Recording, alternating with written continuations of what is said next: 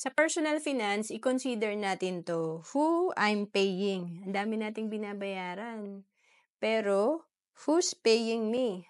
Isa lang yung madalas na source of income natin, usually salary. Kaya noong 2012 nagsimula akong mag-invest para meron akong investment na magbibigay sa akin ng passive income or money working for you na tinatawag. And nag-part-time career din ako or naging financial educator din ako. After 5 p.m. to 11 p.m. yan, ginagawa ko yung second career ko para madagdagan itong income side kasi ang dami na talaga natin pinagkakagastusan, tumataas pa yung mga bilihin. So pag hindi natin to ginawa ng paraan, talagang mababaon tayo sa utang or lagi tayong short sa ating personal finance.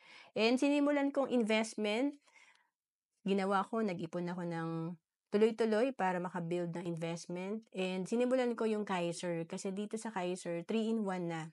May healthcare ka na, meron ka pang life insurance at investment. And for example na 30 years old ka nagsimula sa Kaiser, 7 years to pay to. So 30,000 ang iyong annual premium, times 7, 210,000 ang total investment mo dito. Pagka ito ay nag-mature, ang maturity is after 20 years. Ang projected fund mo nasa 583,000. 500,000 din.